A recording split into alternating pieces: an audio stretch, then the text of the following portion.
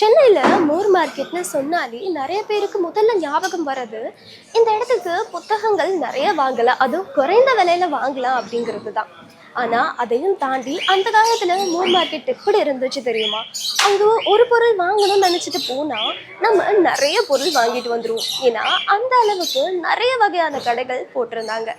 இப்போ இந்த Moore market எப்படி உருவாச்சு, அந்த மூர் மார்க்கெட் எப்படி அழிஞ்சுது, இதெல்லாம் தெரிஞ்சுக்கலாம் வாங்க.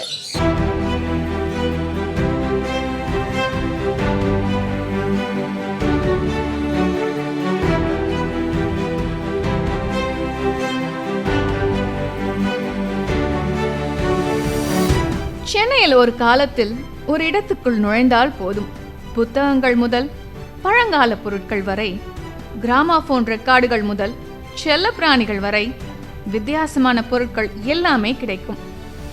அந்த இடம்தான் மூர் மார்க்கெட். பழைய தலைமுறையினரின் நினைவுகளில் மட்டும் இருக்கும் அந்த பெயர் ஒரு காலத்தில் சென்னையின் மிகப்பெரிய வணிக மையங்களில் ஒன்றாக இருந்திருக்கிறது. மூர் மார்க்கெட்டின் கதை 1898 தொடங்குகிறது.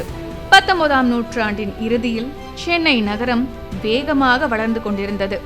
மக்கள் தொகை அதிகரித்ததால் ஏற்கனவே இருந்த சென்ட்ரல் பசார் பகுதிகளில் இட நெருக்கடி ஏற்பட்டது. இதற்கு மாற்றாக சென்ட்ரல் ரயில்வே ஸ்டேஷன் அருகே ஒரு பெரிய புதிய சந்தையை உருவாக்க அன்றைய மெட்ராஸ் கார்ப்பரேஷன் முடிவு செய்தது. 1898ஆம் ஆண்டு இந்த புதிய சந்தைக்கான அடிக்கல்லும் நாட்டப்பட்டது. அப்போது மெட்ராஸ் கார்ப்பரேஷனின் பிரசிடென்டாக இருந்த சர் ஜார்ஜ் ஜான் மூரின் பெயரில்தான் இதற்கு மூர் மார்க்கெட் என பெயர் சூட்டப்பட்டது. 2 ஆண்டுகளில் கட்டுமான பணிகள் முடிந்து 1900ஆம் ஆண்டு சந்தை பொதுமக்களுக்காக திறக்கப்பட்டது.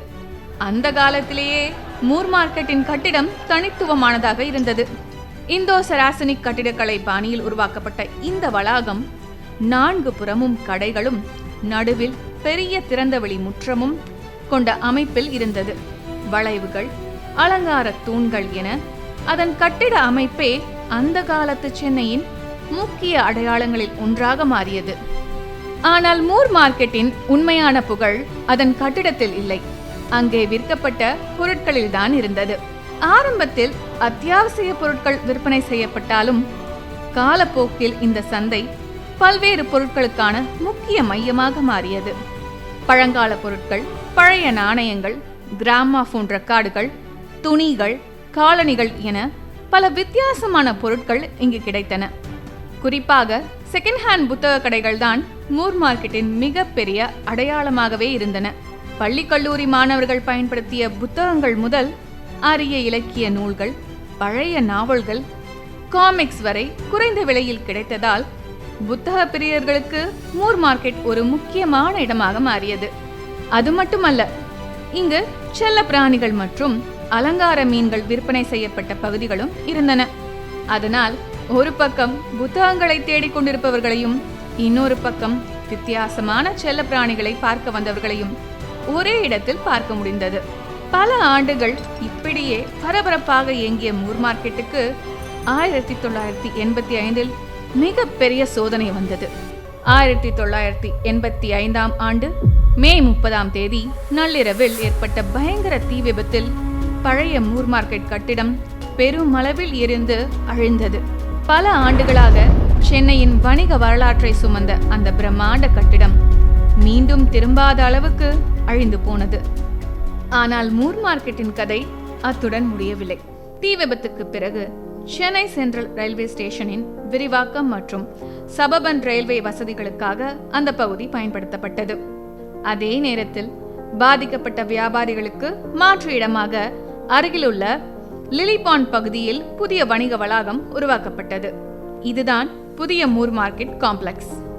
பழைய கட்டிடத்தின் அழகும் பிரம்மாண்டமும் இன்று இல்லாமல் இருக்கலாம். ஆனால் புத்தக கடைகள், பழைய பொருட்கள், ஆன்டிக்ஸ் போன்றவற்றின் மூலம் அந்த சந்தையின் பழைய அடையாளம் இன்னும் தொடர்கிறது. ஒரு காலத்தில் ஆயிரக்கணக்கான மக்களின் காலடி சத்தத்தால் பரபரப்பாக இருந்த சந்தை புத்தக பிரியர்களுக்கு ஒரு சொர்க்கமாக இருந்த இடம். ஒரே இரவில் ஏற்பட்ட தீயில் தனது பழைய கட்டிடத்தை இழந்த இடம். அதற்கு பிறகு தனது பெயரையும் வணிக அடையாளத்தையும் காப்பாற்றிக் கொண்ட இடம். இதுதான் மூர் மார்க்கெட். ஒரு சந்தை வளர்ந்து பிரபலமாகி ஒரே இரவுல அழிந்த கதைகள் ரொம்பவே அரிது. மூர் மார்க்கெட்டோட கட்டடங்கள் அழிந்திருந்தாலும் கடைகள் மாறி இருந்தாலும் இது எப்பவுமே ஹிஸ்ட்ரியில, அதுவும் சென்னை ஹிஸ்ட்ரியில ரொம்பவே ஸ்பெஷலான இடத்தை பிடிச்சிருக்கு.